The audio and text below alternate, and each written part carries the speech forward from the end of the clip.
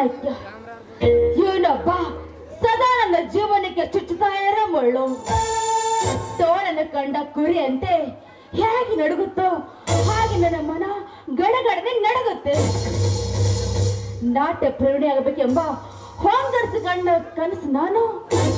ಆದ್ರೆ ನನ್ನನ್ನು ಹೊತ್ಕೊಂಡು ಬಂದು ನನ್ನ ಶೀಲವೆಂಬ ರೆಕ್ಕೆಯನ್ನು ಕತ್ತರಿಸಿ ಹಾಕಿದ್ದಾನೆ. ಪಕ್ಕ ಕಳ್ಕೊಂಡ ನಾನು ಇತ್ತ ಹಾರಲು ಬಾರದೆ ಅತ್ತ ಸಾಯಲು ಬಾರದೆ ಪಂಜರದಲ್ಲಿ ಬಂಧಿತಳಾಗಿದ್ದೇನೆ. ಇಲ್ಲ, ಹೇಗಾದರೂ ಉಪಾಯ ಮಾಡಿ ಈ ಬಂಧನದಿಂದ ನಾನು ಪಾರಾಗೋ ನಿರ್ಧಾರ ಮಾಡಲೇಬೇಕು.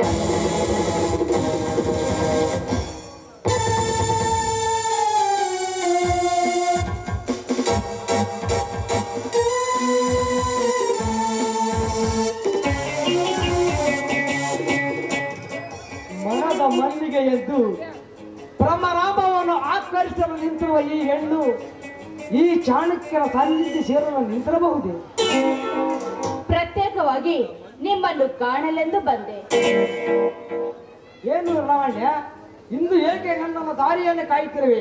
ಇಂದು ನಿನ್ನ ಅನುರಾಗವಾದ ಹೂ ಅರಳಿಯಂತೆ ಕಾಣುತ್ತಿರುವುದಲ್ಲವೇ? ಅದು ಹೇಳ್ತಾ ಇದ್ದೀನಲ್ಲ, ನಿಮ್ಮನ್ನು ಕಾಣಬೇಕಂತ ಬಂದೆ ಅಂತ. ನಿನ್ನನ್ನು ಒತ್ತು ತಂದಾಗಿನಿಂದಲೂ ಕಚ್ಚತ್ತಿಯ ನೋಡುವ ನೀನು ಇಂದು ನನ್ನ ದಾರಿಯನ್ನೇ ಕಾಯುತ್ತಿರಬಹುದೆಂದರೆ ಅನುರಾಗದ ಹೂವು ತುಂಬಿಗಾಗಿ ಹರಳಿ ನಿಂತಿರಬಹುದೇ? ಅಲ್ಲ, ಆನಂದದಿಂದ ಆಡಿಕೊಂಡಿದ್ದ ಈ ಹೆಣ್ಣು ಗಿಳೆನ ಕದ್ದು ತಂದು ಕಂಡವರಿಗೆ ಸ್ವಾಗತ ಹೇಳಲು ಪಂಜರದಲ್ಲಿಟ್ಟ ಕಾರಣವನ್ನು ಹೇಳಲು. ಈ ಚಾಣಕ್ಯ ಕಾರಣವಿಲ್ಲದ ಯಾವ ಕೈಯಲ್ಲ ಸತ್ಯ ಕೈ ಹಾಕುವುದಿಲ್ಲ. ನೋಡಲವಣ್ಣ, ಅಂದು ನಿನ್ನ ಅಣ್ಣನ ಮೇಲಿನ ದ್ವೇಷಕ್ಕಾಗಿ ನಿನ್ನ ಕುಟುಂಬವನ್ನ ಸರ್ವನಾಶ ಮಾಡಲೆಂದು ಬಂದು ನಿನ್ನ ಮನೆಗೆ ಬಂದ ನಿನ್ನ ಸೌಂದರ್ಯ, ನಿನ್ನ ರೂಪಕ್ಕೆ ಸೋತ ಶರಣಾಯಿತು. ಆ ನಿನ್ನ ಮನಮೋಹಕ ರೂಪವೇ ನೀನು ಇಂದು ಕಾರಣತರವಾಗಿರಲು ಸಾಧ್ಯ.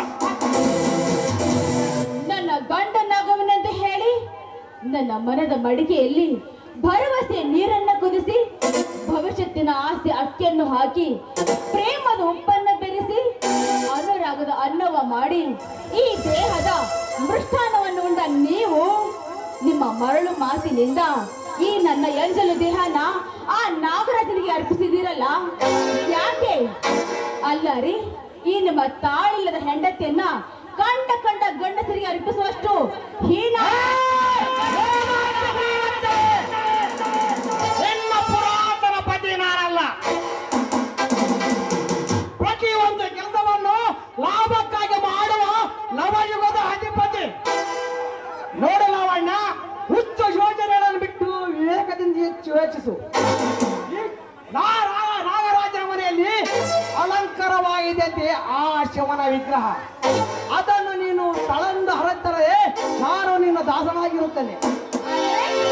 ನಿಮ್ಮ ಹಣದ ದಾಹಕ್ಕೆ ಬಲಿಯಾಗಿ ನಿಮ್ಮ ಸತಿಯಾಗಲಿರುವ ನಾನು ಸೋಳಿ ತರ ಆ ಮನೆಯಲ್ಲಿ ಇರುವಂತೀರಾ? ಈ ಕಾರ್ಯ ಮುಗಿದೊಡನೆ ಈ ಚಾಣಕ್ಯ ಎಂತಿದ್ದರ ನಿನ್ನವನು ನಿನಗೊಂದು ಈ ಅಮೂಲ್ಯದ ವಿಗ್ರಹ ಮಧ್ಯೊಡನೆ ನಿನಗೊಂದು ಸುಂದರವಾದ ಪ್ರೇಮ ಮಂದಿರವನ್ನು ಕಟ್ಟಿಸಿ ನಿನಗಾಗಿ 100 ದಾಸಿಯರನ್ನಿಟ್ಟು ಮತ್ತು ರಕ್ತಗಳಂತೆ ಅಲಂಕರಿಸಿ ನಿನ್ನನ್ನು ಹೊಸ ರಾಣಿಯನ್ನಾಗಿ ಬೆಳೆಸಿವೆ. ನಪ್ಪಿಕೋ. ಇದನ್ನೆಲ್ಲ ನಂಬುವಂತೀಯ ಚಾಣಕ್ಯ? ನಂಬು ಎಂದು ಒಂದು ಸಲ ಹೇಳಿವೆ.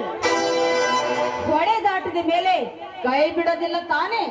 ನಂಬು ಎಂದು ಒಂದು ಸಲ ಹೇಳಿವೆ. ನೀನು ನಂಬದಿದ್ದರೆ ಅಂದು ನನ್ನನ್ನು ಶಿರಚ್ಛೇದಿಸಬೇಕಾಯ್ತು. ನೀವ್ ಯಾವ ಕೆಲಸ ಹೇಳಿದ್ರು ನಾನ್ ಮಾಡ್ಕೊಡ್ತೀನಿ. ಆದ್ರೆ ನನ್ನ ತಾಯಿನ ಕೊಂದಂತೆ ಕರ್ತವ್ಯ ಪಾಲನೆಗೋಸ್ಕರ ನಿಮ್ಮನ್ನ ಹಿಡಿದ ಆ ನನ್ನ ರಾಜನಿಗೆ ಮಾತ್ರ ದಯವಿಟ್ಟು ಏನು ಮಾಡಬೇಡಿ. ನೋಡಿ, ನಿಮ್ಮ ಕಾಲಿಗೆ ಬಿದ್ದು ಬೆಡ್ಕೋತೀನಿ. ದಯವಿಟ್ಟು ಅವನನ್ನ ಬದುಕೋದಕ್ಕೆ ಬಿಡಿ. ನನ್ನ ಶೀಲ ಬೇಕಾದ್ರೆ ನಾಯಿ ನರಿ ಪಾಲಾದ್ರೂ ಚಿಂತೆ ಇಲ್ಲ. Good, very good.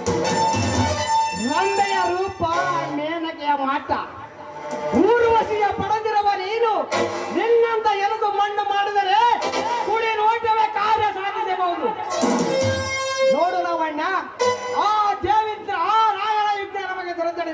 ಈ ಕಡೆಯಲ್ಲಿ ನಿನಗೊಂದು ಸುಂದರ ಪ್ರೇಮ ಮಂದಿರ ನಿರ್ಮಿಸುತ್ತೇನೆ. ಒಂದು ವೇಳೆ ನಾಗರಾಜ್ ನನ್ಗೆ ಮರಳಾಗದಿದ್ರೆ ಲವಣ್ಯ, ಅಂದದ ಸುಂದರ ನಿನ್ನ ಮೈಗೆ ಆ ಚಂದಿರನ ಹಚ್ಚಿ ಮೋಡದ ಬರೆಯಿಂದ ನಿಂತಾಗ ಆಫ್ಟರ್ ಆ ನಾಗರಾಜನ ಹೊಲಕ್ಕ. ಹೊಗಳಿಕೆ ಅತಿ ಆಯ್ತು. ಬನ್ನಿ ಹೋಗೋಣವೇ. ಆಗಲಿ ನಿನ್ನ ಇಂಪದ ಒಂದು. ನಮ್ಮ ಚಾನಲ್ ಅನ್ನು ಸಬ್ಸ್ಕ್ರೈಬ್ ಮಾಡದಿದ್ದರೆ ಈ ಕೂಡಲೇ ಮಾಡಿ.